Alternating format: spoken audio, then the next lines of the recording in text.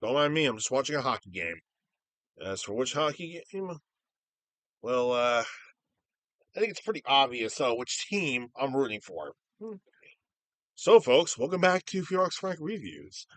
I've been relatively very busy for the last few weeks, hence why it's been a problem for me and the guys to actually get some videos out. I mean, hell, we'll be lucky if Joe gets some more videos out after Christmas. And that's another thing, too, we should probably also mention as well.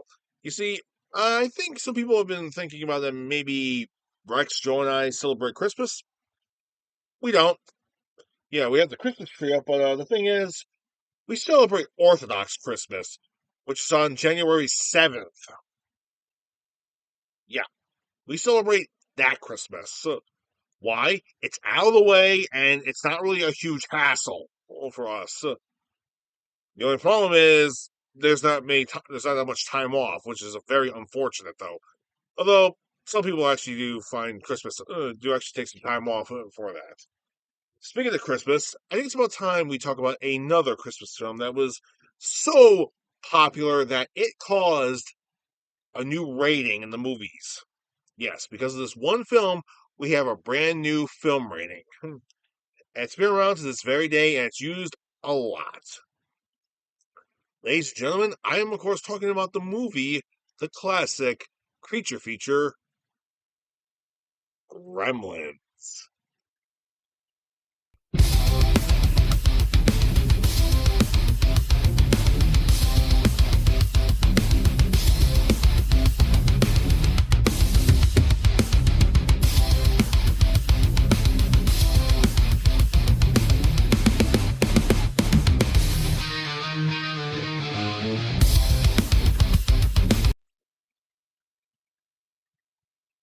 Yes, Gremlins.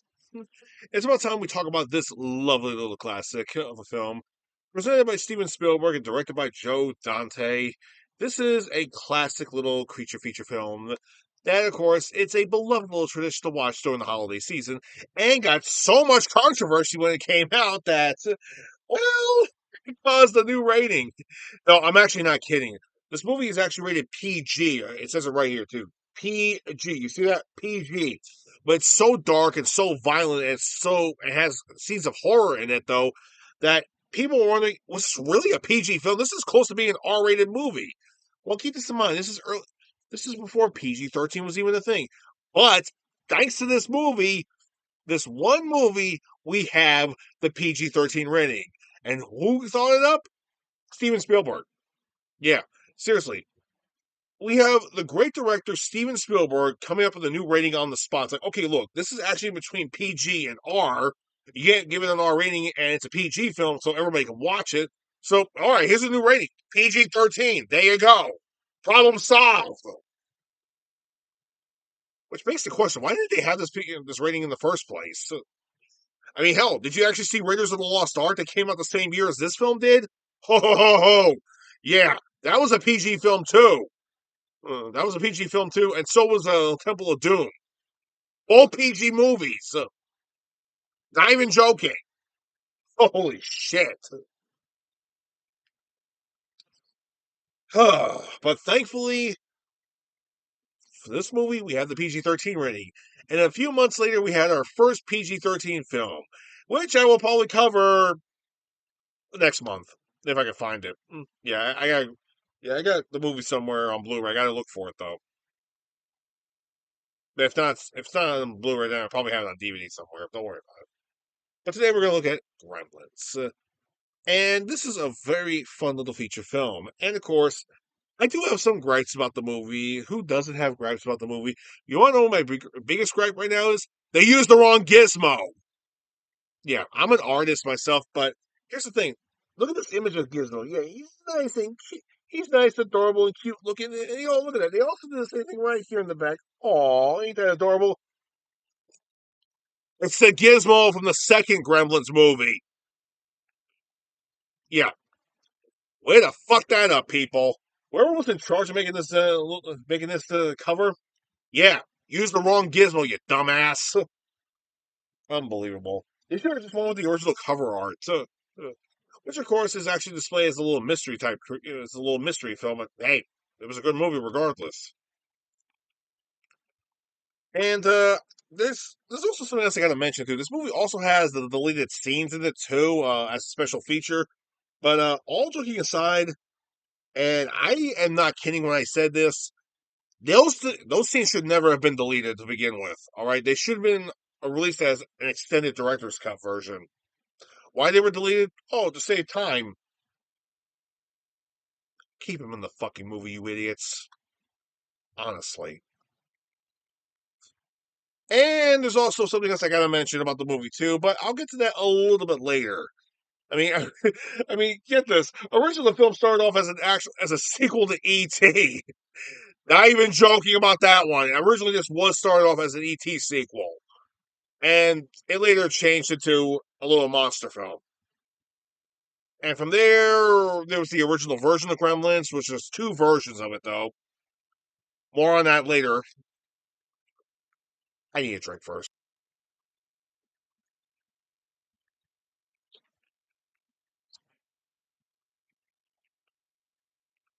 So the movie begins in Chinatown, New York.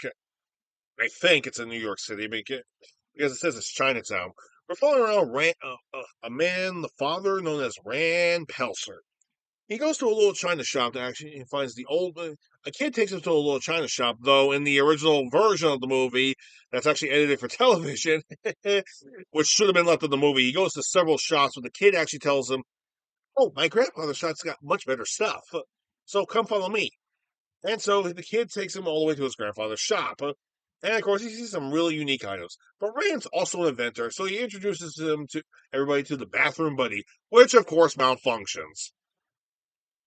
And okay, I'm not gonna lie, the idea of the bathroom buddy is actually not a bad idea. I mean, seriously, we could use something like that today. I mean, seriously, back in the '80s, that was ahead of its time. But anyway, Rand actually starts to talk a little bit more about bathroom buddy, but something is singing in the background that catches his attention. He sees it's coming from a little box, opens it. He's a very adorable, cute little furry little creature that likes to sing. Anyways, so Rand says he'll buy he'll buy the little creature. Uh, His grandson calls it a mogwai. And Rand's like, I'll buy it. It's like, no, mogwai not for sale. But you said everything was for sale. Everything is for sale. So okay, look, here's about $100. I'll buy it for $100. No, here, $200. That's $200, sir. Sorry, mogwai not for sale. And keep this in mind. This is $200 back in 1984. That's a lot of money. I mean, seriously, that's gonna be like what close to $700 today. Okay, man, it's a bit of a more of an exaggeration, but you guys get the idea, right? So yeah, grandfather refused to sell the Mogwai.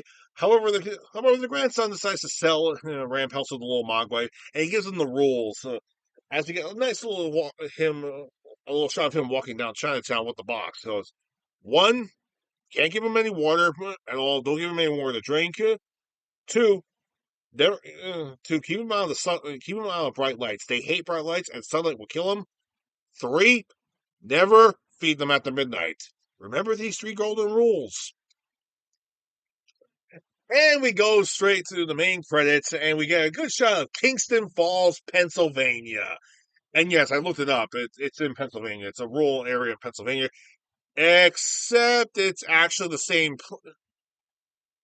Okay, it's also new. I should also mention this is the same town that was also used for Back to the Future. No, I'm actually not kidding. The same town that was actually used.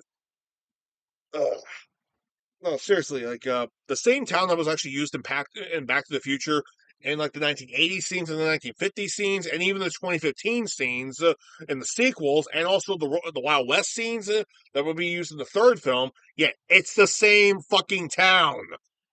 But the difference is that was in California and this one's in Pennsylvania. So just thought so if the clock tower and the movie theater looks similar to you, yeah, this and Back to the Future, same fucking. Okay, to be fair, the same people worked on it, so it's not that surprising.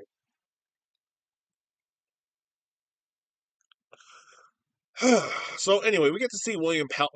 we see a bunch of like lovely characters, and we actually see an Indiana Jones ripoff poster called Rocky Ricky Rialto, which is a talk show host. Yeah, it's kind of stupid.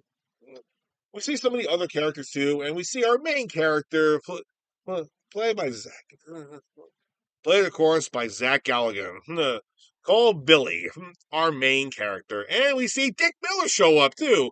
Yes, everybody's favorite character in these in these B films, and of course, you just gotta love this guy. It's Dick Miller playing Murray Futterman, and his wife.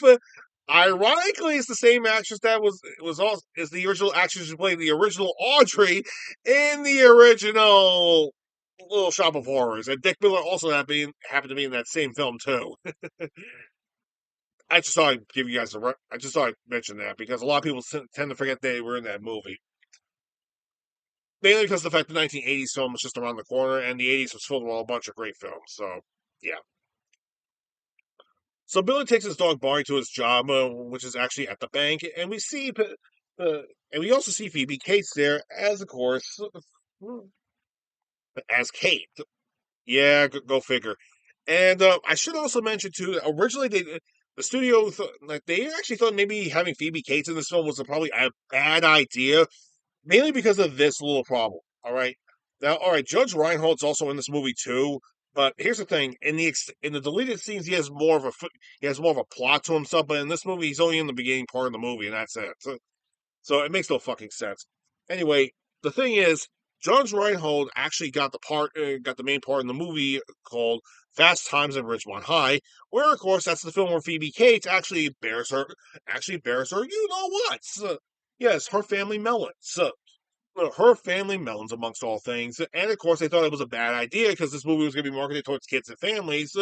However, the thing is, they thought it'd be a bad idea for Zach to actually work with her. But the thing is, they worked together perfectly, which everybody was surprised to find that out. They actually worked together perfectly. But here's the main reason why. Originally, Zach actually actually worked along with Kate with the in Fast in the original takes of Fast Times at Ridgemont High. In fact, he was originally supposed to. In fact, he actually was going for the starring role, but Judge Reinhold actually got the part instead. So, yeah, but they stayed in touch as friends, and they actually wanted to work together for a long time. So now they are. And we see our Scrooge in the film called Mrs. Deagle, who wants to kill who wants to kill Billy's dog Barney, and you want to kill her yourself. Yeah, you watch this, you just want to kill her. Yeah, you don't like this character. I sure as hell don't. And I should also mention there's also some more deleted scenes about a subplot that was removed from the movie, and I will get to that later, which involves Mrs. Deagle. So anyway, she starts talking about how she's going to kill Barney and everything, though. Barney overhears everything. He unties his leash and attacks her. I'm like, bitch, what the fuck did you expect was going to happen? The bitch, you were threatening him, and he attacked you out of self defense. Just be glad you're not dead. Sheesh. Yeah. And Billy almost got fired. So to take out his frustrations, he makes a little drawing of a dragon of Mrs. Deagle, and he shows he shows a good friend, a patron at the local bar called Dory's, where Caitlin happens to work as well. Yeah, Kate works at the bank and works at Dory's as well. And who is Billy showing it to? Is Looney Tunes animator Chuck Jones. Not even joking about that one either. There's so many goddamn cameos in this movie, it's not even funny.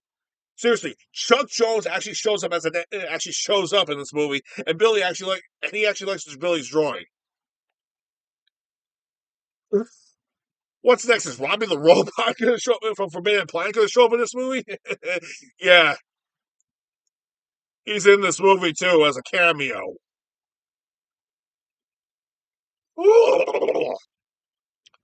Eventually, eventually, Rand comes back home and and gives Billy a nice little birthday and gives Billy a present, his Christmas present, and it happens to be our cute little furry friend Gizmo. And the whole family falls in love with the little guy. Aww. Until the mother takes a picture and he freaks the fuck out. Yeah. Bright lights. Keep that in mind.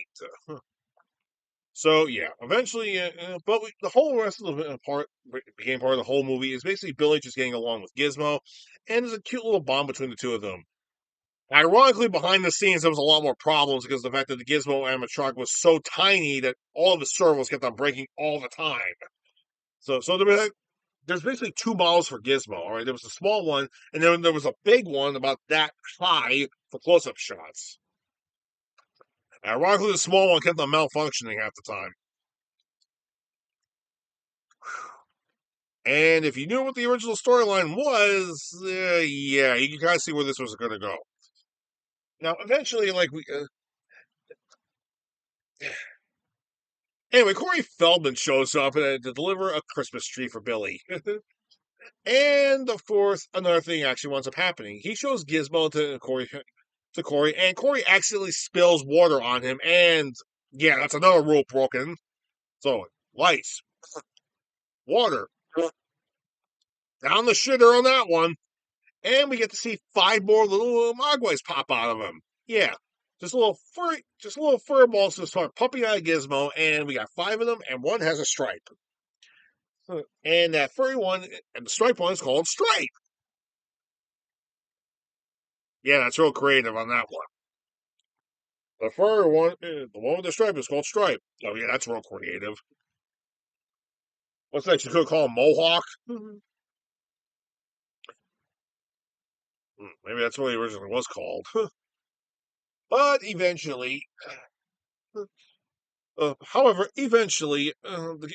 anyway, Billy tells his dad, and he gets an idea that maybe it'd be an idea that they could start selling them, but he'll have to wait till after the convention he has to go to before Christmas.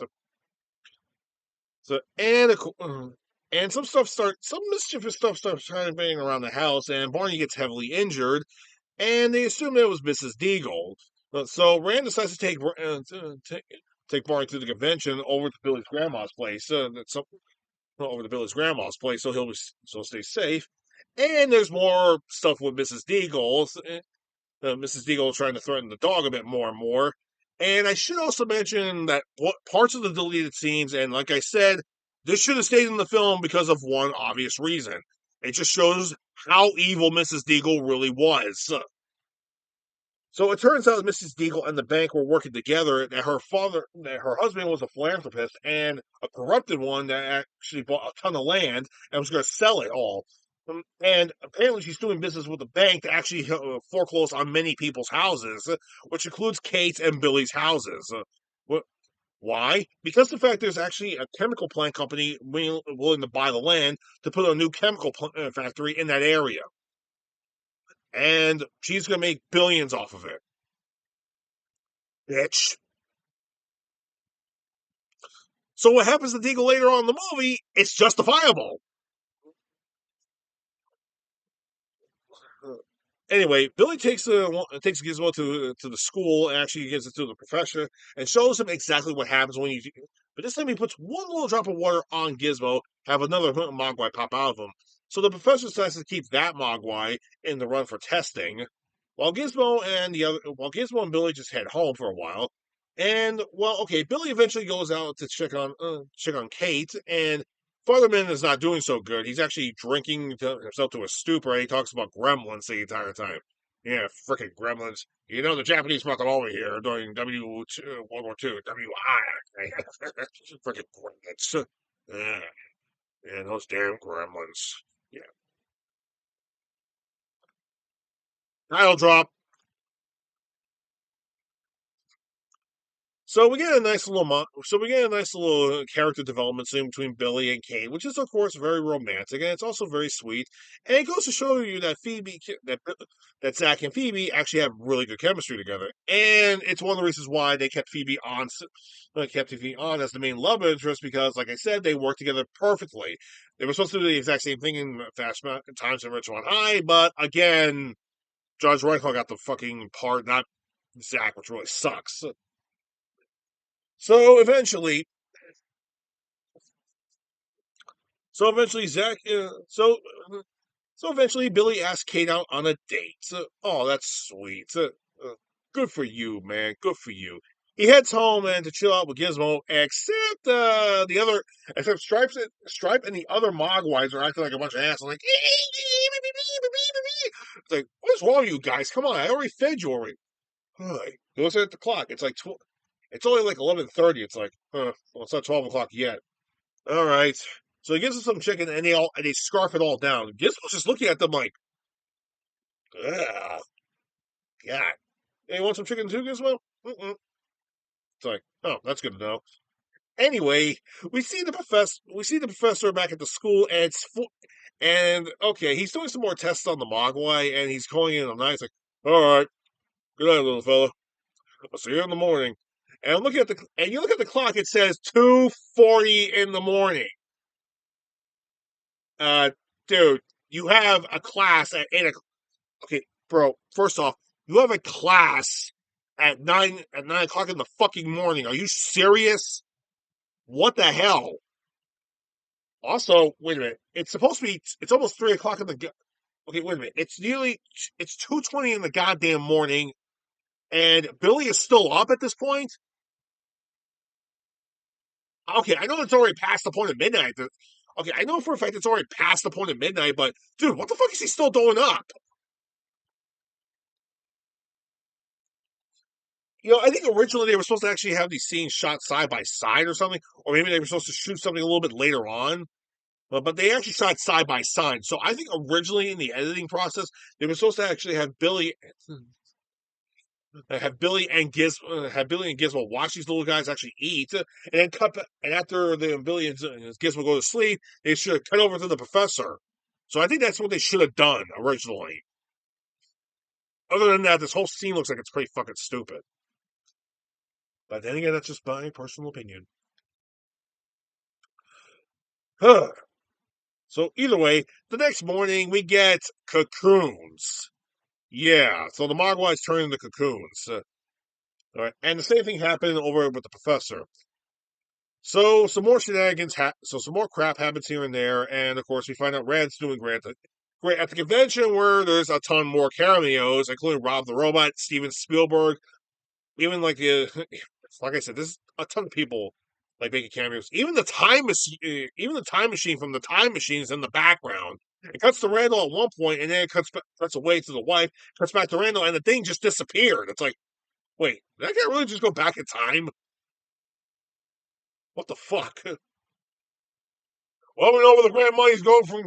No. Well, now we know where the grant money's going from there. So later on in the afternoon, like there's some activity going on with the cocoons, and they all start to hatch all at the same time. And Gizmo's at the house, and he's freaking the fuck out at this point. Anyway, the professor at the school actually notices that the thing is hatching, and when the bell rings, he has all the students leave, and he sees that the cocoon just hatched. He calls up Billy and tells him to get over there. The professor is looking for the gremlin, looking for the little mogwai, thinking it's still just a mogwai. It's not. It's a gremlin at this point.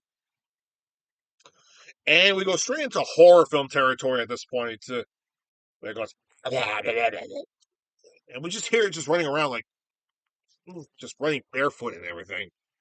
Now, eventually, the professor actually gives him a little piece of chocolate, and we just see him.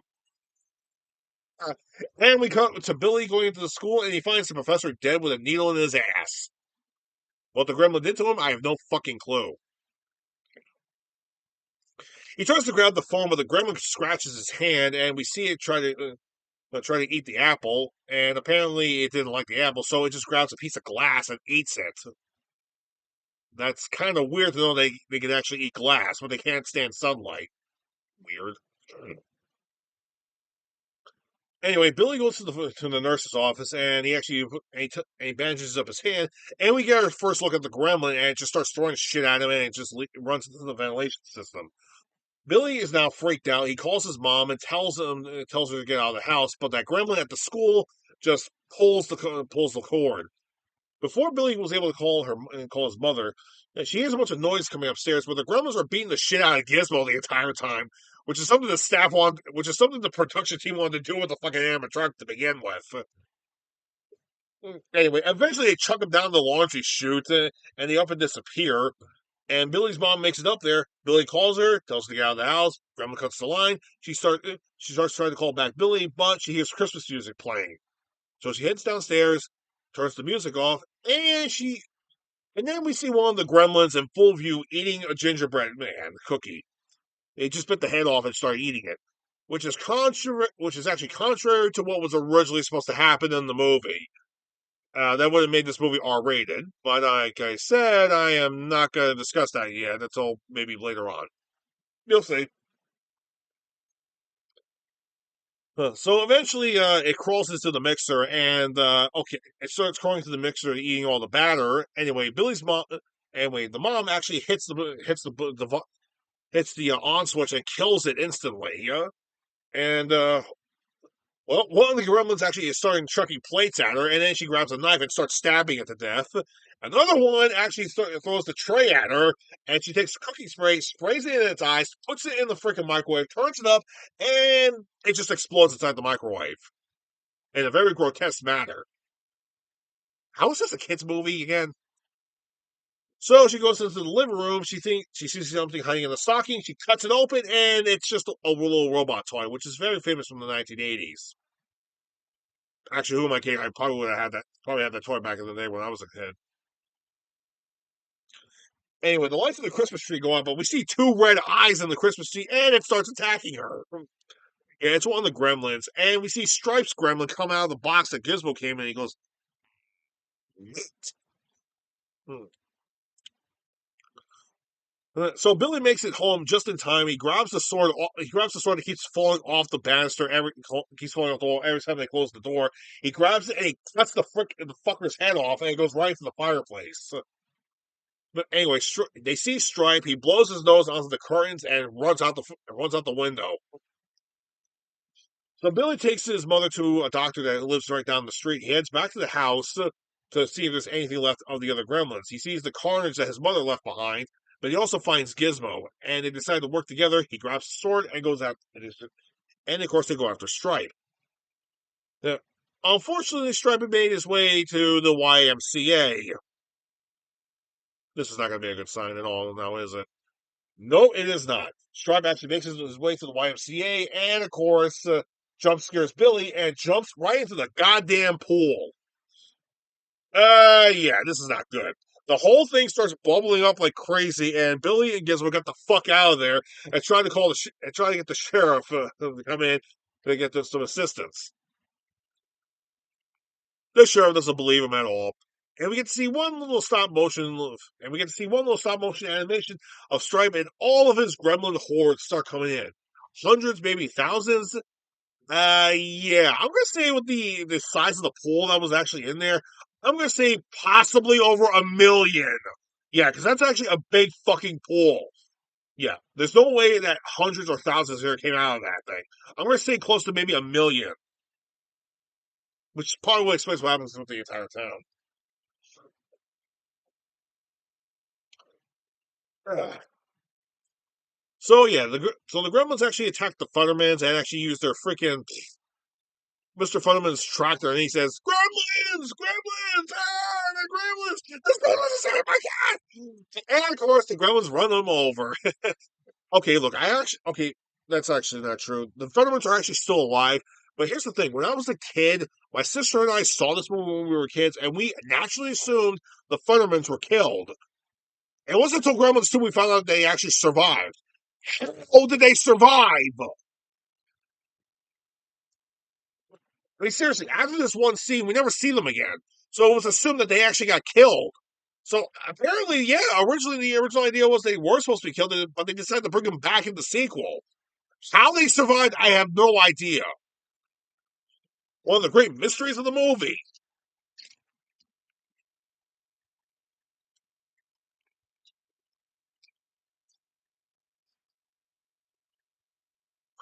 Anyway, since Billy and Gizmo tried to convince the sheriff, it didn't work. So, but the sheriff and his deputy actually go leave because they want to investigate the Funderman incident. Yeah, because apparently somebody called in about what happened with the Funderman, so they went to go see what the hell happened. Oh boy. Mhm. And calls start pouring in. But here's something else that happens. Uh, There's actually a deleted scene where there's carolers actually seeing, and Stripe pops his head out right next to the carolers, and he goes, he actually enjoys it. Yeah. Yeah, I don't know why this. I think I can kind of see where this was cut, but this may explain what happens a little bit later. So, I think maybe keeping it in may have actually helped a little bit. So, but whatever. Anyway, we see Mrs. Deagle actually at her home feeding her cats with an automatic, with one of those chairs that goes up and down the stairs. Yeah, she's living a grand life with her cats. Fucking bitch. Anyway, one of the gremlins actually pops in and actually decides to rewire her chair, and we actually hear caroling happening outside. So she actually grabs a bucket of water and actually yells at the carolers, "What, you little bastards!" And it's not carolers, it's the gremlins singing. She was saying the whole thing. They were, they're just mouthing off. And they're doing such a horrible job. I'm not gonna lie, this is by far the funniest. I laughed my ass off at this scene when I was a little kid, and I still laughed my ass off as an adult seeing this scene. I know this is supposed to be a horror scene, but this is just too fucking funny. I'm sorry, this was just too fucking funny. Like, seriously. I know Mrs. Deagle was scared shitless in this scene, but let's face it, this is the most funniest scene in the whole movie. Yeah, they're just standing there singing Christmas carols. Obviously, there may have been some hint that they actually scared the carolers off or killed some of the carolers, took their shit, and actually decided to continue what they were doing. Yeah. This scene's just too fucking funny. I'm sorry. So, anyways, yeah, Mrs. Deal gets freaked out. She actually decides to go back on the seat and go hide upstairs. But yeah, thanks to the gremlin rewiring it and rewiring her little contraption, it shoots right up the stairs and tosses her out the fucking window, and she lands right in the street. Instant kill. And we see the caroling gremlins laughing their asses off. Can't blame them on that one. Mainly due to the fact that, seeing her die like this, like I said, with the subplot, with the deleted scenes that was actually removed from the movie, that would show how evil she really was. Bitch fucking deserved it. Really deserved it. Chaos reigns throughout the entire town, and the sheriff and his deputies are driving around. But unfortunately, one of the gremlins was actually underneath the car and actually pulled the brake line. So they tried to brake. They get into an accident. So, and of course, we see the gremlins actually trying to attack Pete, who's played by Corey Feldman.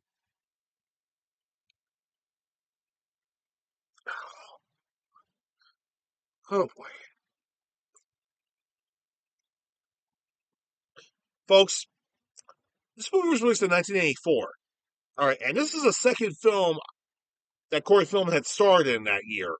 All right, one of the films that he had starred in that year. Okay, you want to know what he starred in earlier that year? Yeah, and he killed Jason in this movie. So let me get this straight: these gremlins are trying to kill Corey Feldman, who earlier that year killed Jason fucking Voorhees. You are trying to kill an actor who had killed this guy in this movie. Yeah, good luck. Yeah. Good luck with that. Just good luck with that, idiots. Yeah, no. Although Pete actually does call Rocket Ricky Rialto, so we know he survived anyway. Although Rocket Ricky actually gets attacked in the studio by the Gremlins, we don't get to see it. We hear it over the radio. So, like I said, there's mass hysteria going on throughout the entire town. Billy actually finally gets his fucking car started. So he and Gizmo try to go get Kate, who's still at Dory's bar amongst all things. And we see the most iconic scene in the whole fucking movie. The bar scene, where the gremlins are just dicking around in the bar. Like, seriously, they're drinking heavily, smoking, causing mayhem, and Phoebe Cates is behind the bar the entire time trying to serve these guys. Oh, God. This whole scene took 2 months to make. I swear it's so hilarious that it took 2 months to film this entire sequence. And the only returning actor who came back was Phoebe Cates to make sure they got the whole thing right. Oh, give her some points for dedication, though. But seriously, and where's Stripe and all this? He's in the back. He's in the back smoking and actually playing cards with some of the other gremlins. One of them was actually cheating, so he pulls out a gun and shoots him. And okay, there's gremlins actually playing foot golf on the pool table. There's another gremlin. There's a couple of gremlins break dancing. A bunch of them are at the bar drinking and smoking and eating a bunch of crap and doing stupid shit. And we have this one Bogart gremlin just sitting there like, yeah. And so this one other gremlin comes over.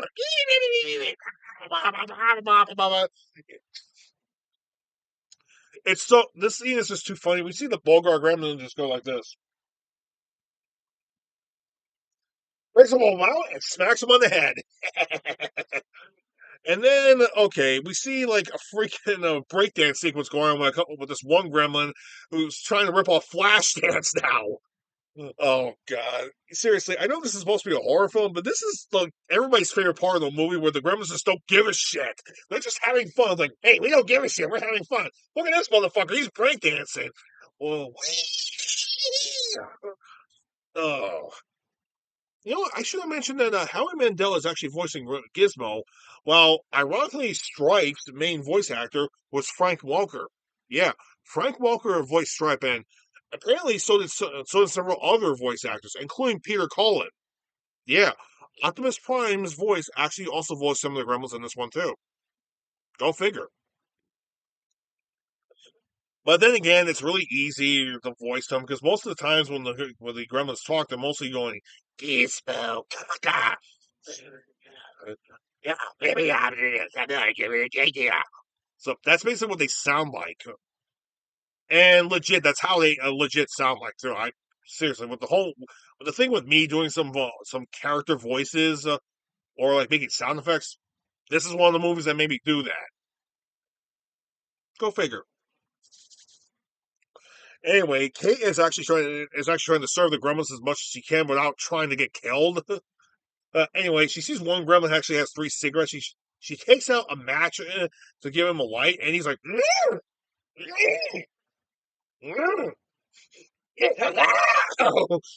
and that's when she realized they hate bright lights. So she pulls out a camera and starts taking photographs of all of them, which of course stuns them. Eventually, she does try to make her way out of the bar, but of course, the camera runs out of film, and she almost gets shot. But Billy and Gizmo show up at the nick of time and actually blind all the gremlins with the headlights.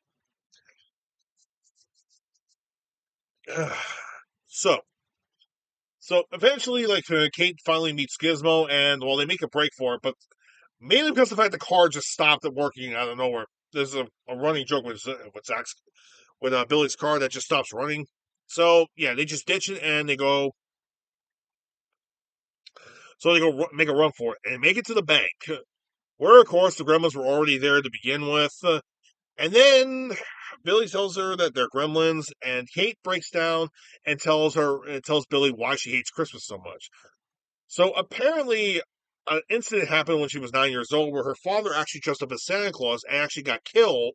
Actually died, just and going down the chimney, and he had been there for a couple of days, but for at least about a couple of days, so maybe over a week, until they found his body actually just started spilling out of the chimney until they found he had been there and had been stuck there for a long while. Now, here's a bit of a fun fact.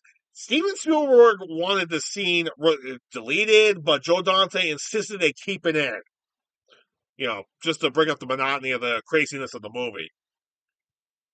And oh boy, one more last deleted scene later on is when we see that Billy and Kate hear something in the bank. They go look around. They find their boss actually stabbed with a nameplate stuck in his chest. Like, okay, so the Gremlins killed him.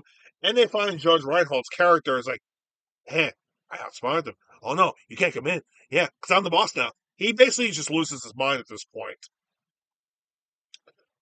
Though, to be fair, with the whole conspiracy of like Mrs. Deagle and the bank actually selling out to this one to this one chemical company, yeah, there's gonna be some arrests anyway. And the reason why we don't see his character anymore in the sequel, most likely because he was arrested, because this was sort of a federal crime, supposedly. I think. Anyways, Eventually, Billy and Kate actually leave the bank, and there's so many bright lights. The town is now fully silent. And I should mention all this is happening on Christmas Eve, amongst all things. Rand is actually trying to make his way back into town to get there for Christmas Day.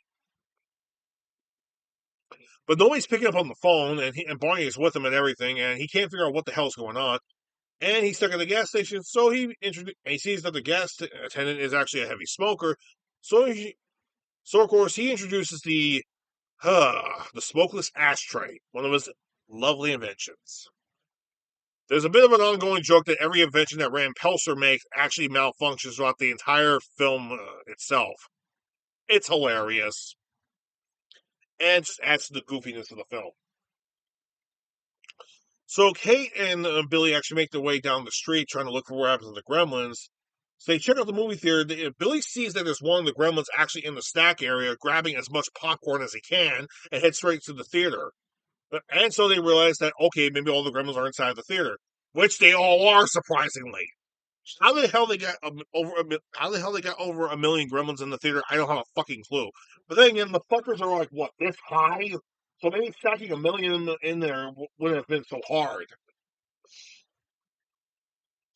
The Gremlins in like the projection booth actually get the film started, and what do? They're watching Snow White and the Seven Dwarfs. Yeah, they're watching the Disney classic cartoon Snow White and the Seven Dwarfs, and it's to the part where the Seven Dwarfs are singing "Hi Ho," and the Gremlins start singing it too. It's another iconic scene that goes, "Are you fucking serious? They're actually doing this? Oh my god!" This is actually one of several movies that were actually shown in this film, particularly earlier on. We see that Mrs.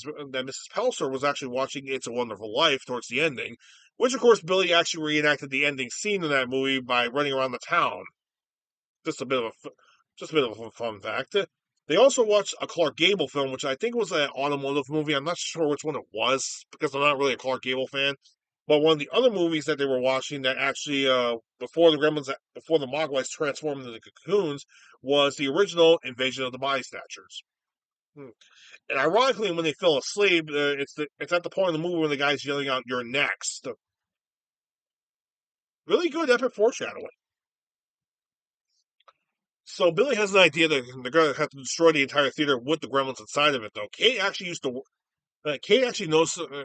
Apparently, there was another deleted scene where Kate actually did work there for a while, and she knows where the boiler room is. So she and Billy go straight to the boiler room behind the theater itself, where behind the projection screen, and actually Billy breaks all the gas valves and sets up a bomb.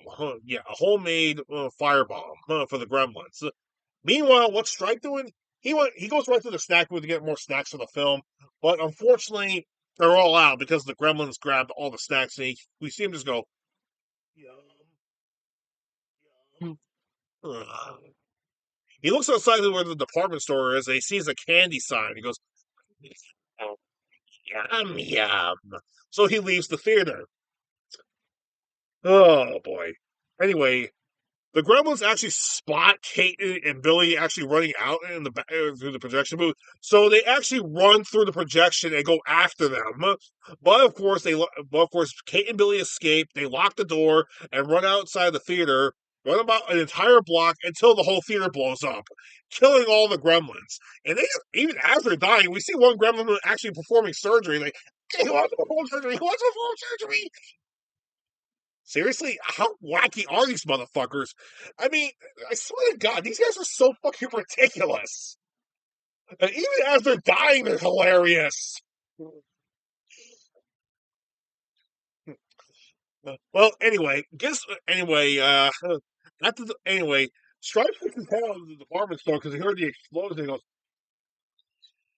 "Yep, he dodged a bullet on that one." Anyway, literally across the street, Billy, Kate, and Gizmo are like they're actually safe, but Gizmo actually gets their attention and goes, and Kate happens to see where he was looking, and she tells Billy to look. It's like, oh no, it's Stripe. So yeah, Stripe makes his way back into the department store. Billy and Kate and Gizmo go into the department store. He tells Kate that Stripe is the leader. If he gets to the water, he'll start all over again. So yeah. So Billy actually decides to he get so we get to see the first kiss between Billy and Kate. Billy gives Kate Gizmo and tells her to turn all the lights on, so that way he has more of an advantage. And he grabs a baseball bat and goes right after and starts hunting down Stripe in the department store. And to be fair, the whole sequence of Billy going through the entire dark department store is actually a pretty good scene, joking aside. Where we get to see a little bit more cameos of Bugs Bunny and E.T. merchandise, and Stripe just pops his head out of the toys going, yeah, look. Yeah, it's just basically being cat and mouse right now. But Kate makes her way to the main office where all the electronics are, so they can turn everything on. But the lights are not even work. But the thing is, she's not turning on the lights. She's just trying to get the things up and running. Eventually, Gizmo actually escapes, and should go try to help Billy. And while Stripe and Billy go back and forth with a little fight choreography here and there, at some point, yeah, Billy gets shot with with a little crossbow that Stripe had, and this was actually an idea by Zach. So this entire sequence was because of Zach's idea. Yeah, Zach Galligan thought of this idea for this movie. So Stripe actually comes in with a small electrical chainsaw, goes after him, but Billy has his baseball bat, and they're like, yeah, yeah. Yeah. That whole sequence was actually Zach's idea. Oh, yeah. So Rand makes his way back into town, and he sees the whole town's in shambles. And Barney actually escapes the car and goes into the department store. And Rand goes in to try to help. Goes in after him eventually. So eventually, Kate finds the damn light switch. She rips the door open and turns on all the light switches. Just flips them all on, and of course, Strike gets hit with so much light he actually loses control of the chainsaw, and it's dragging him away. Until like the cord gets pulled out and he gets hit on the head by a wall. It's like,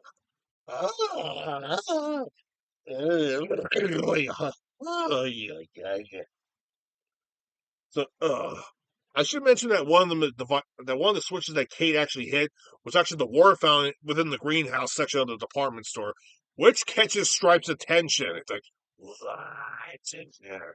Display. Gun. Literally, that's what happens. Gizmo finds a small little RC car that he gets in control of, and he drives it around the department store like a maniac. Even scaring Barney at some point. So Billy actually makes his way to Stripe in the greenhouse, and of course, Stripe has a gun this time, and he starts shooting at Billy until Gizmo comes in for the distraction, which makes him fly over, which makes him fly over the canvas, which gets Stripe to go, huh? And of course, he crash lands like what, 5 feet away from him. It's like Gizmo, Chaka, hey, yeah. Anyway, by the way, I should mention that Gizmo discovered that it was already dawn at this point. So he sees a panel to actually open up the panel. He sees a switch, like a little, like one of those drawstring switches that actually open up the paneling from the ceiling to get some light in there. So Gizmo goes, wait, and he pulls the panel down while he gets drawn up and he gets smacked in the head by the wall itself, by the ceiling beam. Thank God he's okay. So anyway, Stripe gets hit by sunlight for the first time, and he actually goes full on Hellraiser Evil Dead mode on this point, and he melts. Yeah, he just fucking melts at this point. So Rand and Rand, Rand, Barney, and Kate come in, and they see the horrific scene of what's happening. Though that Stripe is actually dying, and of course his body falls right into the pool, or falls right into the fountain. They gather up Gizmo, and Kate takes Gizmo, but Billy walks over to make sure that Stripe is actually dead. His skeleton pops out for one more final scare, flops down to the floor, and just melts into a puddle. Yeah, killing Stripe instantly. Ugh. Later on, they actually go back to the Pelser household and try to kick back and relax, and also tend to Gizmo's wounds and everybody else's wounds until the old man showed up. Yep, He came back to take Gizmo home. Hmm. Huh. And he scolds Rand. He actually gives Rand. He gives Rand back the money that his grandson took from him, and tells him he's actually there to collect Mogwai. He scolds them and tells them that the man abuses nature and all of its treasures and gifts. You are not ready for it. Hmm. Hmm. Hmm. So Gizmo actually yells at his father for one. Yells at the grandfather, and he goes,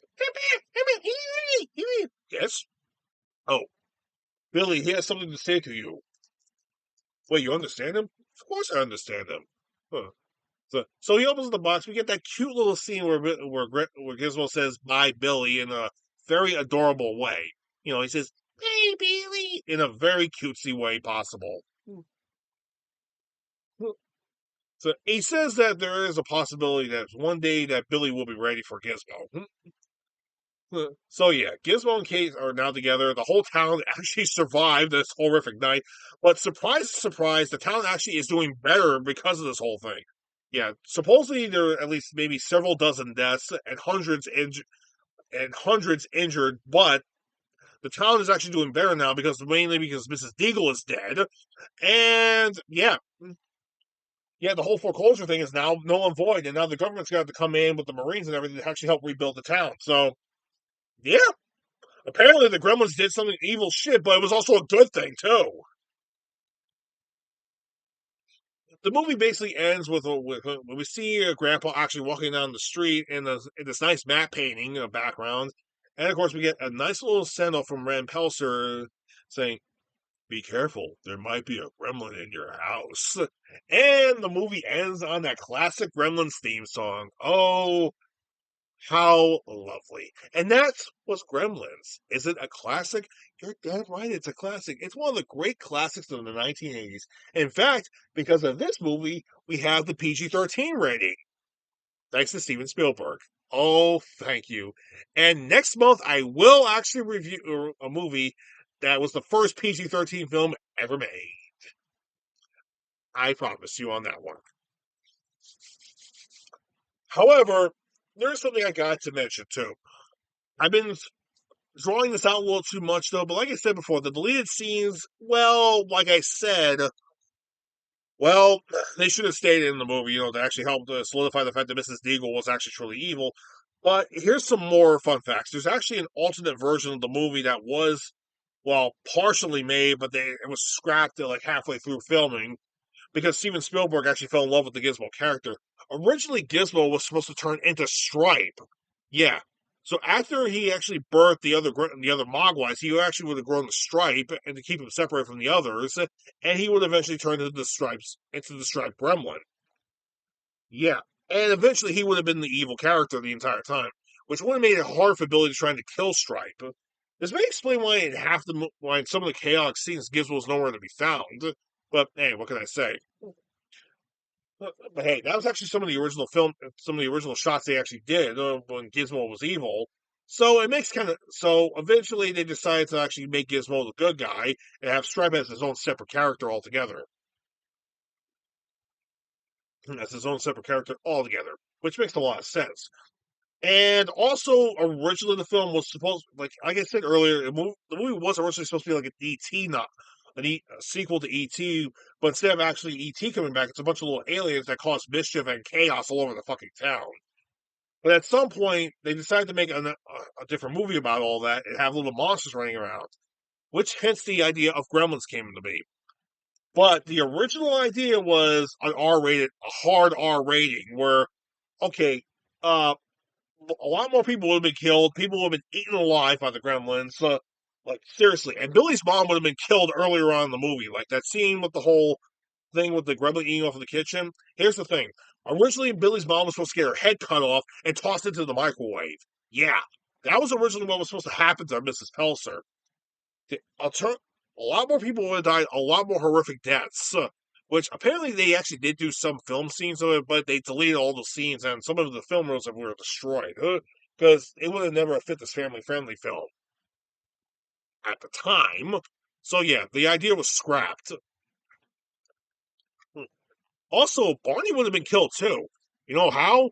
Well, apparently, like one of the biggest reveal for the Gremlins would have been if, like, we see Barney's lifeless corpse just hanging there, and the Gremlins would have popped their heads out, each one at a time, where his stomach is, and we see hit Barney's intestines in their mouths. Oh my god! Oh my god! Critters actually ripped off Gremlins. Okay, let me explain. You know, Critters 2. The sequel to the movie Critters. All right. In that movie, one of the ways you guys see the critters get revealed is that the dog character, actually gets eaten by the gremlin, by the critters, and their heads pop up one at a time with the guts in the mouth. Oh, they stole that from the original idea from this film. I'm just shocked, or maybe somebody from this movie was working on critters. I don't know, or heard about that, or how that was originally supposed to be the dog's death. Either way, whatever. So that was originally supposed to be the original Gremlins, was supposed to be a hard R film, and originally Gizmo was supposed to be the main villain. But they changed everything all halfway through filming, and beginning of post production and during the pre production stage, they changed it from a hard R film to a PG film. So yeah, lots of changes were actually made from the film. And this movie became a huge classic since then. Several years later, we got a sequel, Gremlins 2, The New Batch, which was more comedy based, and there was never a third film, unfortunately.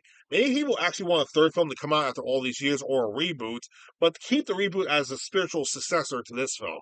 There's actually a Mogwai animated series that's actually on Max right now, but it's actually starring Gizmo, and it's supposed to be a prequel to the Gremlins franchise, which means we may get a third film eventually. Would Phoebe Cates and Zach Galligan come back as Billy and Kate, and will their children take over? Well, ironically enough, there was a Mountain Dew commercial made some time ago with Billy and Gizmo again. Only this time around, Gizmo gets a little wet, and he starts birthing Mogwais again. Billy's daughter comes right in and says, "Hey, Dad, Mom wants you to," and she actually she's doing the whole punk situation, and she has her own her own little Mogwai who's doing a punk thing too. It's like, really, again, Dad? So yeah, so there's potential to actually get a third film out there. So we may get a Gremlins 3. We may not get a Gremlins 3. Only time will tell. We may get a straight up reboot. But until then, that's all I gotta say for Gremlins. Merry Christmas to all, and to all a good night. I'll see you all next week for another Christmas film. That's an action film. And for some reason, nobody figured out it was a Christmas movie. See you next week.